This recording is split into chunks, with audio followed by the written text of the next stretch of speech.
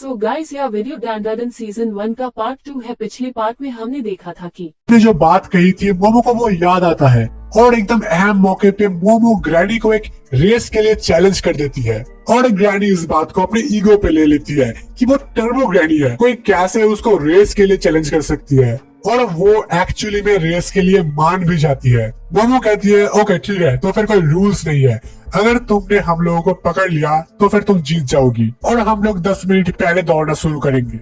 फिर ग्रैनी 1-2 करके काउंट करना शुरू करती है एंड मोमो और ओकरून भागने लगते हैं, लेकिन ग्रैनी 10-12 के बाद सीधा 1 मिनट 2 मिनट पे पहुंच जाती है क्योंकि उसको काउंटिंग नहीं आता और इवन वो दोनों टनल के बाहर जा पाते ग्रैनी मोमो को पकड़ लेती है एंड कैद कर लेती है। वो करण ग्रैनी के ऊपर चिल्लाता है कि तुम चीटिंग कर रहे हो। ग्रैनी कहती है कि उसने मुझे 10 मिनट गिनने के लिए कहा था, लेकिन कैसे गिनना है वो नहीं बताया था। फिर ओ करण का भी 10 मिनट खत्म हो जाता है, लेकिन इससे पहले ग्रैनी कुछ कर पाती ओ करण ग्रैनी के ऊपर झपटता है एंड ग्रैनी के बबले काट लेता है। ओ करण लिटरली ग्रैनी को काट कर झूलने लगता है। ग्रैनी जब ओकरण से पहली बार मिली थी तब उसने जो बोला था ओकरण को वो सारे बातें याद है और तो फिर अचानक कुछ होने लगता है एंड ग्रैनी अपने स्पिरिचुअल फॉर्म में आ जाती है एंड ओकरण के अंदर समा जाती है, लेकिन इस बार बॉडी के कंट्रोल में ग्रैनी है एंड वो मोमो को खाने के लिए आगे बढ़ती है, लेकिन तभी अचानक से ग्रैनी का कर्स सप्रेस होने लगता है और एक्चुअली ये मोमो ही है जो ओकरण को देखे बिना ही उसका कर्स कंट्रोल कर पा रही थी, जैसा कि दादी ने उसको बताया था। फिर ओकरण मोमो को आजाद कर देता है, लेकिन ओकरण ने जो कपड़े पहने थे उसके वजह से ग्रैनी का स्पिरिट उन कपड़ों के अंदर ही कैद हो जाती है और वो अभी कुछ नहीं कर सकती। लेकिन तभी मोमो और ओकरण साइड में देखते हैं कि टनल के अंदर से एक बहुत ही बड़ा सा केकड़ा बाहर आ रहा है और यही है इस टनल का एक्चुअल बाउंड स्पिरिट और वो अभी ग्रैनी का मदद करने के लिए आ रहा है। ओकरण और मोमो सीधे दौड़ लगाते हैं एंड चैप्टर 6 मोमो और ओकरण पागलों की तरह भाग रहे हैं क्योंकि वो केकड़ा उनके पीछे ही पड़ गया है। ओकरण चिल्लाता है ये स्पिरिट केकड़ा क्यों है। मोमो एक्सप्लेन करती है कि मरे हुए लोग नदी पार करने के लिए अक्सर केकड़ा बन जाते हैं। मोमो ओकरण को टर्बोगेनी फॉर्म में लाने का कोशिश करती है, लेकिन इस बार ओकरण के ऊपर कोई कर्स नहीं है, एक्चुअल टर्बोगेनी का पूरा बॉडी ही उसके अंदर है। मोमो किसी तरह से ओकरण को बदलने में कामयाब हो जाती है एंड ओकरण मोमो को लेकर सीधे दौड़ लगाता है और टर्बोगेनी इस बात से बहुत ज्यादा चिढ़ जाती है कि वो लोग उसके पावर्स को यूज कर रहे हैं। ओकरण अचानक कहता है कि मोमो बहुत भारी है और रास्ते पे एक मोड़ आता है जहाँ पर ओकरण मुड़ नहीं पाता और सीधा बैरिकेड तोड़ के निकल जाता है, लेकिन ओकरण किसी तरह से संभाल लेता है। वो अपने पैरों को इतने जोर से घुमाने लगता है कि उनके गिरने का स्पीड कम हो जाता है। ओकरण बहुत ज्यादा स्टेमिना गवा चुका है और वो बस एक और बार ही ऑल आउट जा सकता है। ओकरण जैसे ही भागना शुरू करता है वो केकड़ा भी वहीं पर ही कूद जाता है। मोमो पीछे मुड़कर देखती है कि उस केकड़े के पीठ के ऊपर इंसानों के चेहरे बने हुए हैं। ओकरण मोमो को पीठ पे लेकर रास्ते पे दौड़ रहा है एंड लोग उनको देख रहे हैं, लेकिन कोई भी उस केकड़े को नहीं देख सकता क्योंकि वो एक स्पिरिट है और मोमो को ये सब सोच के बहुत ज्यादा शर्म आने लगता है। लेकिन ओकरण का स्टेमिना ऑलमोस्ट खत्म हो ही चुका है और वो लोग रियलाइज करते हैं कि वो लोग सिटी को क्रॉस नहीं कर पाएंगे। तभी मोमो को एक आइडिया आता है। वो दोनों एक बिल्डिंग के अंदर घुस जाते हैं ये सोच के कि वो केकड़ा छोटे जगह के अंदर घुस नहीं पाएगा, लेकिन वो केकड़ा दीवार तोड़ के घुस जाता है और वो तीनों ही एक पब्लिक हॉट टब के अंदर जाकर गिरते हैं। ओकरण अपने नॉर्मल फॉर्म में वापस आ चुका है और वो दोनों यहाँ से भाग भी नहीं सकते और ओकरण कहता है पानी के अंदर केकड़े ज्यादा ताकतवर होते हैं, लेकिन मोमो को समझ आ जाता है कि वो लोग एक हॉट टब के अंदर है, तो वो एक उबलते पानी के पाइप को तोड़कर सीधे उस केकड़े के ऊपर डाल देती है और ये काम भी कर जाता है। वो केकड़ा कुक होने लगता है। मोमो को वो उबलता हुआ केकड़ा देख के उसको खाने का मन करता है। ओकरण मोमो को डांटता है एंड वहां से भागने को कहता है। फिर वो दोनों फिर से दौड़ने लगते हैं। भागते भागते वो दोनों नोटिस करते हैं कि पूरे शहर के अंदर वो दोनों ही अकेले सड़क के ऊपर भाग रहे हैं। फिर अंधेरे में से एक आदमी भागते हुए दिखता है, फिर 2 दिखते हैं और फिर वो देखते हैं कि पूरा शहर उनके पीछे भाग रहा है। उनके और शहर के बाउंड्री के बीच एक बहुत बड़ा कब्रिस्तान है और क्योंकि ये इलाका ग्रैनी का है तो वो सारे स्पिरिट भी ग्रैनी का ही मदद कर रहे हैं। आधे शहर के लोग मोमो और ओकरण को चारों तरफ से घेर चुके हैं और वो केकड़ा भी वापस आ चुका है। भाई मामला तो बहुत ही इंटेंस हो चुका है। चैप्टर 7 मोमो और करुण चारों तरफ से घिर चुके हैं। मोमो और करुण को एक और बार ऑल आउट जाने के लिए कहती है, लेकिन ओ करुण बस एक और बार ही ऑल आउट जा सकता है और अगर वो अभी ऑल आउट चला जाएगा तो वो सिटी के बाहर नहीं जा पाएंगे। मोमो कहती है अगर तुम अभी ऑल आउट नहीं जाओगे तो फिर हम लोग जिंदा ही नहीं बचेंगे। ओ करुण टर्बो ग्रैनी फॉर्म में आता है और भीड़ को चीरते हुए निकल जाता है। वहाँ से तो ये लोग बच चुके हैं, लेकिन सिटी के गेट से अभी भी बहुत दूर है। मोमो तभी रियलाइज करती है कि इस भागदौड़ के बीच उसके हाथों से ग्रैनी निकल गई। इससे पहले कि ओ करुण कुछ समझ पाता, ग्रैनी साइड से आती है और उसके मुंह पे एक जोरदार लात मारती है। मोमो ग्रैनी को रोकने का कोशिश करती है, लेकिन ग्रैनी उसको भी फेंक देती है और ग्रैनी के पीछे पीछे वो केकरा और वो 1000 स्पिरिट भी आ चुके हैं। अब ग्रैनी अपने स्पिरिट फॉर्म में आती है और फिर से अपने बाउंड स्पिरिट के साथ जुड़ जाती है। अभी ग्रैनी अपने फुल पावर पे वापस आ चुकी है। अभी ग्रैनी मोमो को चैलेंज करती है कि उठो, भागो, इतने से काम नहीं चलेगा, जितना वक्त चाहिए ले लो, 10 मिनट 20 मिनट। ओ करुण अभी भी बेहोश है और मोमो कहती है मुझे बस 1 सेकंड चाहिए। तभी हम देखते हैं कि मोमो के पीछे से एक ट्रेन गुजर रहा है और मोमो अपने पावर से उस ट्रेन को पकड़ लेती है। मोमो अपने साथ साथ ओ करुण को भी उस ट्रेन के ऊपर खींच लेती है। उस ट्रेन का टॉप स्पीड है 120 किलोमीटर पर आवर और टर्बो ग्रैनी का एक और नाम भी है 100 किलोमीटर ग्रैनी। तो मोमो का सोचना अगर सही निकला और सब कुछ सही हुआ तो फिर ये ट्रेन टर्बो ग्रैनी से ज्यादा फास्ट होना चाहिए। लेकिन तभी एक हल्का सा मोड़ आता है और ग्रैनी ट्रेन को पकड़ लेती है। ट्रेन हमेशा अपने टॉप स्पीड पे नहीं चल सकता, लेकिन ग्रैनी का रफ्तार हमेशा ही 100 किलोमीटर पर आवर ही रहता है। लेकिन ट्रेन भी एकदम सिटी के क्रॉसिंग के बहुत नजदीक आ चुका है और क्रॉसिंग के ऊपर दादी ने ऑलरेडी सारा इंतजाम कर रखा है। मोमो अपने पावर से ग्रैनी को जितना हो सके होल्ड करने का कोशिश कर रही है और वो कामयाब भी रहती है। टर्बो ग्रैनी अपने इलाके से बाहर आ चुकी है और बाहर आते ही दादी ने जो सील्स लगाए थे वो काम कर जाते हैं और टर्बो ग्रैनी और बाउंड स्पिरिट अलग हो जाता है। चैप्टर 8। बाउंड स्पिरिट का पूरा बॉडी ही जलने लगता है और उसके बॉडी के अंदर से बहुत सारे लड़कियों का स्पिरिट रिलीज होने लगता है। ट्रेन स्टेशन पे रुकता है और मोमो और करुण उतर जाते हैं। मोमो ट्रेन के ऊपर ग्रैनी के बॉडी को इवेपोरेट होते हुए देखती है। मोमो थक के गिर जाती है और तभी ओ करुण को होश आ जाता है और वो पूछने लगता है कि उस केकरे का क्या हुआ, ग्रैनी का क्या हुआ। मोमो अपने थके हुए आवाज में जवाब देती है शायद हम जीत गए। दादी उनको स्टेशन पे लेने आती है और वो तीनों ही टनल के पास वापस जाते हैं उन स्पिरिट्स के लिए एक आखिरी बार प्रे करने के लिए। फिर दादी उस टनल के बारे में कहती है कि इस जगह पे बहुत सारे यंग लड़कियों का मर्डर किया गया था, तो ये कोई ताज्जुब का बात नहीं है कि वो सारे मिलकर एक एविल स्पिरिट बन गए। दादी के साथ साथ और भी कई स्पिरिट मीडियम्स ग्रैनी को पकड़ने के लिए बहुत पहले से ही कोशिश कर रहे थे और उन्होंने एक चीज नोटिस किया है कि ग्रैनी हमेशा उन स्पिरिट्स के पास अपीयर होती थी जिनका डेथ बहुत ही भयानक हुआ था और ग्रैनी उन स्पिरिट्स का सहारा बनने का कोशिश करती थी। लेकिन जो मर चुके हैं वो जिंदा लोगों को चोट नहीं पहुंचा सकते और ये सेम रूल जो जिंदा है उनके ऊपर भी अप्लाई होता है। ये एक रूल हमेशा फॉलो करना ही पड़ता है। तो ग्रैनी को इस दुनिया के दूसरे पार जाना ही पड़ता। फिर वो तीनों अपने प्रेयर्स खत्म करके मोमो के घर वापस आ जाते हैं और घर वापस आते ही मोमो और दादी फिर से लड़ने लगी खाने को लेकर और वो लोग केकड़ा खा रहे थे। ओकरुण कहता है मुझे ज्यादा भूख नहीं है, तुम लोग मेरा खाना ले सकते हो और ओकरुण का बात खत्म होने से पहले ही उन्होंने उसे खाना छीन लिया। मोमो कहती है जिस इंसान के सामने केकड़ा हो और उसको भूख नहीं लगे तो उस इंसान का कुछ नहीं हो सकता। दादी कहती है ये सब नौटंकी बंद करो, तुम्हें तुम्हारा लुल्ली वापस मिल गया ना। ओकरुण उसके लिए शुक्रिया कहता है, लेकिन दादी कहती है तुम्हें अगर अपना लुल्ली मिल गया है तो दिखाओ। ओकरुण कहते हैं क्या, और दादी लिटरली ओकरुण को घेरने लगती है। ओकरुण मोमो को कुछ करने के लिए कहता है, लेकिन मोमो अपने मुंह में केकड़ा घुसा लेती है और फिर लिटरली दादी ओकरुण के पीछे दौड़ने लगती है। फिर ओकरुण एक और बार उसका मदद करने के लिए शुक्रिया कहता है और अपने घर के लिए निकल जाता है। दादी कहती है कि अगली बार तुम नहीं बचोगे। ओकरुण कहता है हाँ देखेंगे।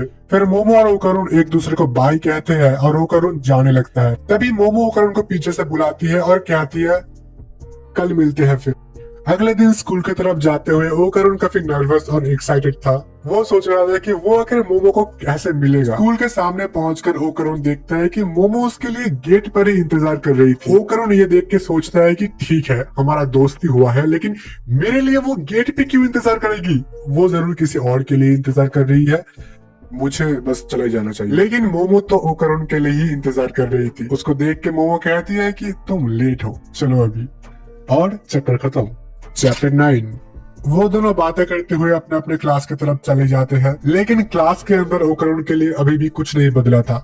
बाकी सारे स्टूडेंट उसको अभी भी बुली करते हैं, लेकिन ओकरुन को अभी इन चीजों से कुछ फर्क नहीं पड़ता क्योंकि उसके पास अभी एक दोस्त है, मोमो। मोमो भी अपने क्लास में कुछ खोई खोई सी लग रही। मोमो सोच रही थी कि उसको एलियंस के बारे में और भी जानना है, और इस तरफ ओकरुन अपने क्लास में बैठकर सोच रहा था कि उसको भूतों के बारे में और भी सुनना है मोमो से। मोमो ओकरुन से और भी बातें पूछना चाहती है उन एलियंस के बारे में।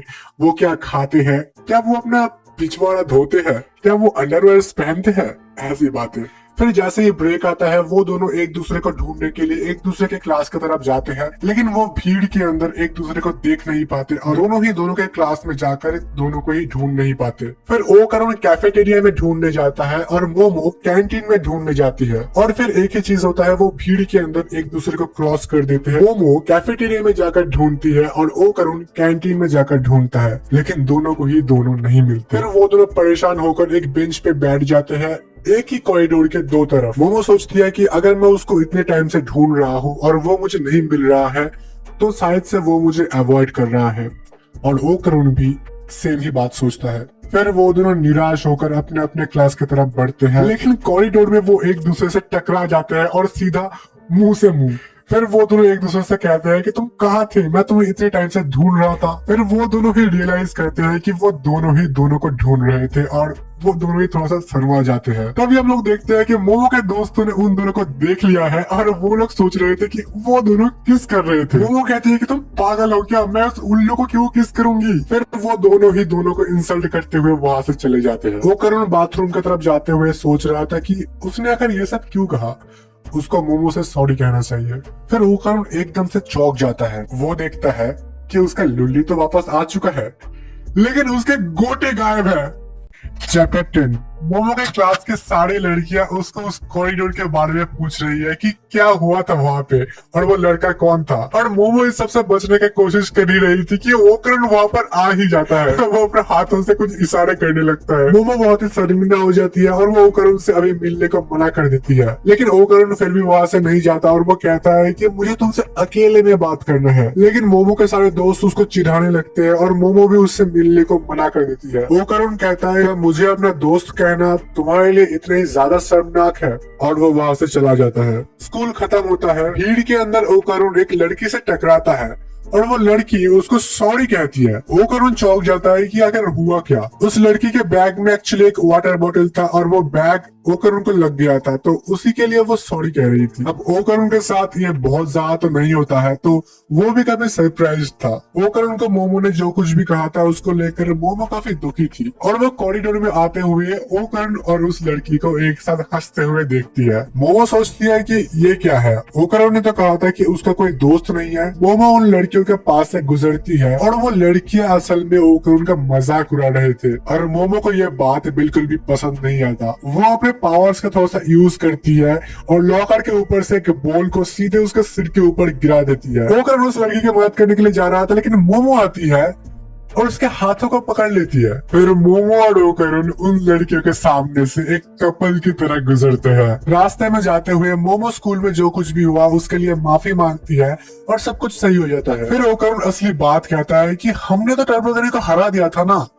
मोमो कहते हैं कि ऑफ कोर्स हरा दिया था और तुम्हें तुम्हारा चीज भी वापस मिल गया था। ओकरुन जवाब देता है कि नहीं, मेरे गोटे गायब है, और मोमो ये सुन के खुद को रोक नहीं पाती और दादी ओकरुन से कहती है कि इसलिए मैंने तुम्हें कहा था कि एक बार दिखा दो। दादी और भी कहती है कि तुम्हें अपना साइज नहीं छुपाना चाहिए, वो चीज एक पेंसिल से ज्यादा कुछ नहीं है।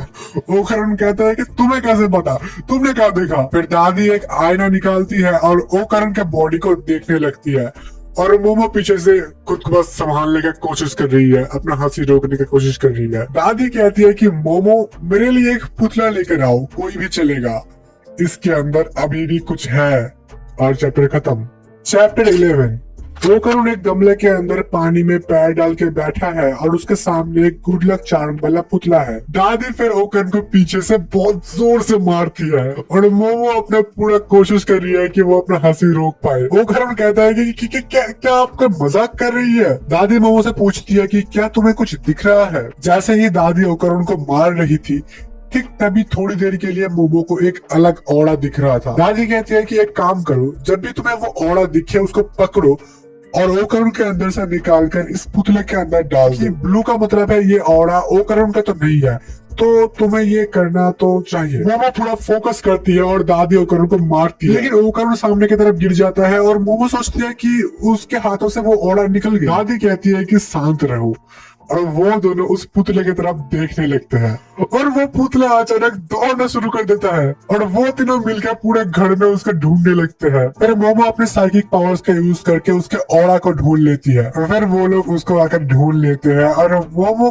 दादी से पूछती है कि आखिर ये है क्या। दादी कहती है कि मैं भी तुम्हारे तरह ही सरप्राइज्ड हूँ, लेकिन ये टर्बो ग्रैनी है। मोमो सोचती है कि ये कैसे पॉसिबल है, उसने तो टर्बो ग्रैनी को हरा दिया था। फिर वो डॉल कहती है कि तुम बच्चे किसी को नहीं हरा सकते। जब टर्बो ग्रैनी जल रही थी तब किसी तरह से उसने अपने बचे हुए बॉडी को एक स्पिरिट फॉर्म में ट्रांसफॉर्म कर लिया और होकर उनके अंदर घुस गई और इंतजार करने लगी अपने पावर्स रिकवर होने का, ताकि सही वक्त में वो उन तीनों को ही मार सके। टर्बो ग्रैनी कहती है कि तुम एक बार तो बच गए, लेकिन दूसरी बार तुम मेरे हाथों से नहीं बचोगे। मोमो कहती है कि ना ना, तुम सिचुएशन को समझ नहीं रही हो, जरा अपने चारों तरफ देखो, यहाँ पर तुम्हारा नहीं चलेगा। ओकरुन एक सील दिखाकर टर्बो ग्रैनी को कहता है कि मुझे अपने गोटे वापस दो। टर्बो ग्रैनी कहती है कि तो फिर मुझे मारने से पहले 2 बार सोच लो, तुम्हें अपने गोटे कभी भी वापस नहीं मिलेगा। वो डॉल कहती है तुम्हें अगर अपने गोटे वापस चाहिए तो जो मैं कह रहा हूँ वो करो, एक चाकू लो और इन दोनों लड़कियों को मार दो, तुम्हारे पास मेरे ऑर्डर्स फॉलो करने के अलावा और कोई रास्ता नहीं है।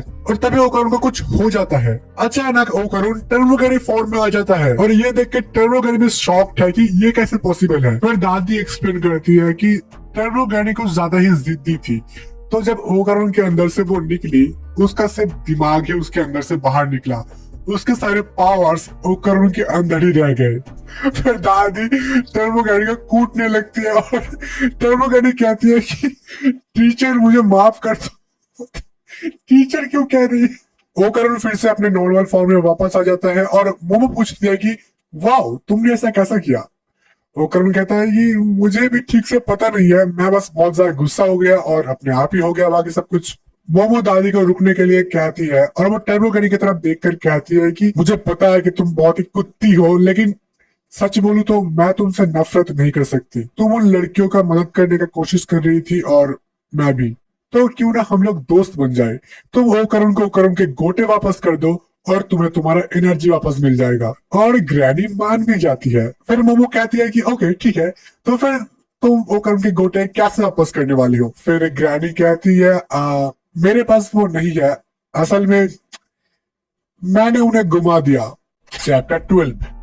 ग्रैनी ने उन गोटों को एक गोल्डन रैपर में रैप करके रखा था और अभी मोमो और ओकरुन रास्ते में झाड़ियों के अंदर ओकरुन के गोटे ढूंढ रहे हैं। ग्रैनी कहती है कि अभी ऐसा ढूंढने का वैसा कोई फायदा नहीं है, क्योंकि उस तरह का एक पावरफुल स्पिरिचुअल चीज बहुत सारे योकाइज को अट्रैक्ट करता है और शायद से तो अभी तक किसी ने वो उठा भी लिया होगा, लेकिन हो भी सकता है कि तुम्हें शायद वो मिल जाए। और ओकरुन और मोमो बस ग्रैनी को कूटने लगते हैं। फिर वो तीनों ही घर वापस लौट आते हैं, क्योंकि इस तरह से ढूंढने का तो कोई फायदा नहीं है। दादी कहती है ठीक है मैं देखती हूँ अगर मुझे किसी से कुछ पता चलता है। और वो ओकरुन को भी चौकन्ना रहने को कहती है, क्योंकि उसके अंदर अभी भी टर्बो ग्रैनी के पावर्स है। अगले दिन स्कूल में ओकरुन को एक लड़का मिलता है जो उसको पूछता है क्या वो मोमो को डेट कर रहा है या फिर नहीं। फिर वो लड़का कहता है कि अगर ऐसा कुछ नहीं है तो क्या तुम मुझे उससे इंट्रोड्यूस करवा दोगे, वो काफी क्यूट है, क्यों है ना। फिर ओकरुन रियलाइज करता है कि जब से वो मोमो से मिला है तब से उसने बस उसको एक दोस्त की तरह ही देखा है, लेकिन अभी वो रियलाइज कर रहा है कि मोमो एक्चुअली में बहुत ही ज्यादा खूबसूरत है। फिर अगले ही पल ओकरुन खुद को ये मुक्का मारने लगता है कि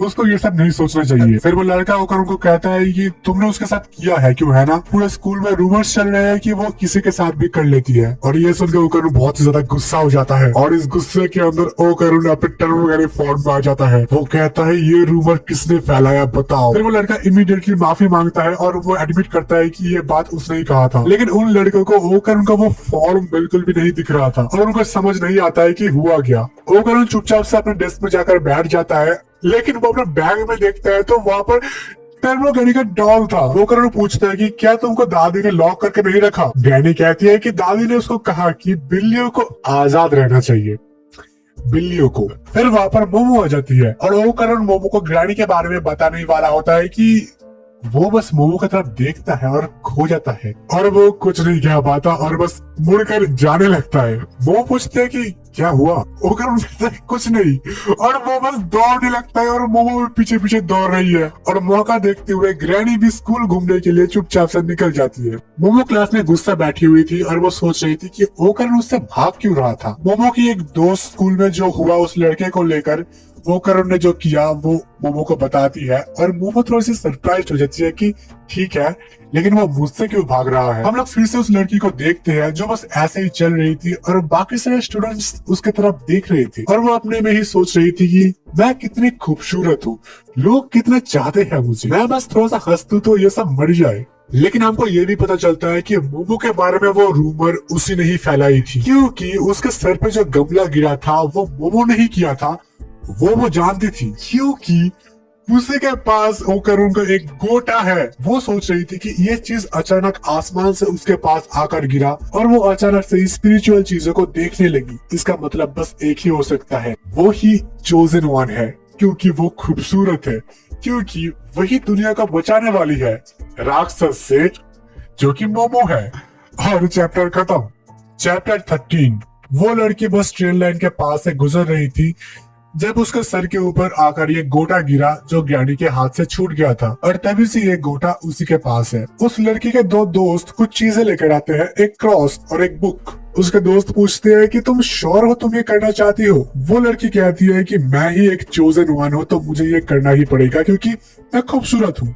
तभी उस लड़की को ग्राउंड में एक लाल ड्रेस में एक लड़की दिखती है जो किसी और को नहीं दिखता और वो सोचती है कि वो लड़की जरूर मोमो के ही दोस्त होगी। वो लड़की अपने दोस्तों को कहती है कि हम लोग स्कूल के बाद अटैक करेंगे। स्कूल के छत में ओकरण और मोमो बैठे हुए हैं, लेकिन ओकरण मोमो की तरफ अभी भी नहीं देख रहा है। फिर ग्रैनी कहती है कि उसने भी स्कूल में एक अजीब सी लड़की को देखा है। ओकरण कहता है कि ऐसा भी तो हो सकता है कि वो बॉल किसी योकाई के बजाय किसी इंसान ने लिया है। ग्रैनी कहती है कि अगर कोई इंसान ने उस बॉल को लिया है तो फिर हो सकता है कि वो अपना ही स्पिरिचुअल पावर्स अनलॉक कर ले और वो स्पिरिट्स को देख पाए, और अगर वो ऐसा कर सकता है तो स्पिरिट्स भी उसके तरफ देख सकते हैं। इसका मतलब वो बॉल अगर किसी इंसान के हाथ में है तो वो अभी बहुत खतरे में है। फिर ग्रैनी कहती है कि वो उन लोगों को उस लड़की से स्कूल के बाद मिलवाएगी। वो लड़की प्लान कर रही थी कि वो स्कूल के बाद मोमो को उस बाइबल और क्रॉस के मदद से हराएगी। स्कूल के बाद मोमो और ओकरो मिलते हैं और वो लड़की आकर मोमो को कहती है कि मुझे तुमसे कुछ बात करना है। मोमो कुछ ज्यादा ना सोचते हुए उसके साथ चली जाती है और वो उसको एक पुराने वेयर हाउस में ले जाती है और वहाँ पर उस लड़की के दो दोस्त मोमो को पीछे से पकड़कर उसको बांध देते हैं और वो लड़की मोमो के ऊपर बैठकर उसके मुंह पे क्रॉस रखकर बाइबल पढ़ने लगती है। मोमो अपने पावर्स यूज करके उन लड़कियों को फेंक देती है और तभी वो लड़की अपने पॉकेट से वो गोल्डन बॉल निकालकर मोमो के मुंह पे रख देती है। मोमो कहती है तो ये तुम्हारे पास था, तो ये वापस। वो दोनों वहाँ पर झगड़ रहे थे तभी ओकरण वहाँ पर आ जाता है और वो चिल्लाकर कहता है कि ये वो लड़की नहीं है जिसके बारे में ग्रैनी बात कर रही थी। और तभी एक बहुत ही बड़ी सी भयानक सी स्पिरिट आकर उस लड़की को पकड़ लेती है। वो कहती है मैं तुम्हें आकर ढूंढ लिया आयरा। चैप्टर 14। हम लोग एक बच्ची को एक माँ के साथ देखते हैं और ये बच्ची बिल्कुल उस नए लड़की की तरह दिख रही थी। वो स्पिरिट उस लड़की को उठाकर कहती है कि मम्मी यहाँ पर है। ओकरुन टर्बोगेनिक फॉर्म में आकर उस स्पिरिट के ऊपर अटैक करता है लेकिन वो इजीली बच जाती है। ओकरुन एक और बार कोशिश करता है लेकिन वो फिर से डॉज कर लेती है और ओकरुन को ही खाने का कोशिश करती है। मोमो ओकरुन को बचाने का कोशिश करती है लेकिन वो स्पिरिट मोमो को ही एक बहुत जोरदार लात मारती है और वो ओकरुन को निगल जाती है। फिर वो उस लड़की से कहती है कि वो उसके लिए 10 साल से इंतजार कर रही थी और मैं तुम्हारी मम्मी हूँ, प्लीज मुझे फिर से मम्मी कह के बुलाओ। इतने में वो फिर से अपने दो पैरों पे खड़ी हो जाती है और वो कहती है इंसानों पे अटैक करना रूल्स के खिलाफ है, तुम्हें पता है ना। वो लड़की मोमो को कहती है अगर तुम बुरी नहीं हो तो क्या तुम मेरे लिए काम करोगी। टर्बो ग्रैनी भी कहीं से निकल आती है और वो इस स्पिरिट का नाम बताती है, एरोबिक सिल्की। और ये नाम उसने अभी अभी रखा है और वायदा में उसने मोमो के फ्रेंड का फोन भी चुरा लिया। वो लड़की अभी भी सोच रही है कि वही है सेवियर और वही दुनिया को बचाएगी और वो स्पिरिट उसको भी निकल जाती है। वो स्पिरिट मोमो को कहती है कि ये सब तुम्हारी गलती है, तुम्हारे वजह से ही मेरी बच्ची मुझको मॉन्स्टर कह रही है। वो अपने बालों से मोमो के गले को पकड़ लेती है और बहुत तेजी से घुमाने लगती है। पूरे बिल्डिंग में वो मोमो को बहुत बुरी तरीके से पटकने लगती है। फिर वो मोमो से कहती है कि बस एक बार तुम मम्मी कह दो, मैं तुम्हें छोड़ दूंगी। और वो बार बार एक ही बात कहती रहती है, लेकिन मोमो नहीं मानती। फिर वो मोमो को भी निगल जाती है और फिर वो रोने लगती है कि मेरी बच्ची कहाँ पर है। फिर टर्बो ग्रैनी सामने आती है और वो कहती है कि मैं तुम्हें आखिरी मौका दे रही हूँ, उस लड़के को वापस कर दो। फिर वो उसे धमकाने लगती है कि तुम्हें पता है ना कि मैं कौन हूँ, तुम मेरे सामने कुछ भी नहीं हो। फिर अचानक उस स्पिरिट के मुंह से आग निकलने लगता है, उसके पूरे बाल जलने लगते हैं। एक्चुअली उस लड़की के पास जो क्रॉस था वो एक लाइटर था और मोमो को खाने के वक्त उसने अपने मुंह में बाल डाल दिया था एंड उन्हीं बालों पे उन्होंने आग लगा दिया। और ये होना पूरा एक कोइंसिडेंस था जिसका फायदा ग्रैनी उठा रही थी और वो स्पिरिट उन तीनों को ही बाहर उगल देती है। वो लड़की बेहोश हो चुकी है, लेकिन मोमो और ओकरुन पूरा तैयार है फाइट बैक करने के लिए। और चैप्टर खत्म। चैप्टर 15। उस स्पिरिट के सारे बाल जल चुके हैं और वो बहुत गुस्से में है। वो एकदम गुस्से में सब कुछ तोड़ने लगती है और मोमो और ओकरुन बस उससे भागने का कोशिश कर रहे हैं और वो मोमो को एक और बार बहुत जोर से लात मारती है। ओकरुन अभी भी उस लड़की को उठाकर इधर उधर भाग के बचने का कोशिश कर रहा है, लेकिन आखिरकार एक किक उसको भी लग जाता है और वो अपने नॉर्मल फॉर्म में वापस आ जाता है। वो स्पिरिट फिर से उस लड़की की तरफ बढ़ने लगती है। वो कहती है तुम मुझे मॉमी नहीं कहना चाहते, ठीक है कोई बात नहीं, लेकिन हम लोग एक साथ रहेंगे। अगर मैं तुम्हें खा लूंगी तो तुम मेरी हिस्सा बन जाओगी। लेकिन अचानक वो स्पिरिट अटक जाती है। वो पीछे मुड़कर देखती है, उसके सारे बाल पूरे वेयरहाउस के अंदर उलझ चुका है। मोमो और ओकरुन फिर से अपने पैरों पे खड़े हो चुके हैं और ये शुरू से ही उनका प्लान था। फिर वो स्पिरिट पूरे वेयरहाउस को ही अपने पैरों से तोड़ने लगती है। मोमो अपने पावर्स का यूज करके उसके पैरों को पकड़ लेती है और वो ओकरुन को कहती है कि जाओ उसको पीट दो। ओकरुन कहता है कि क्या, कैसे?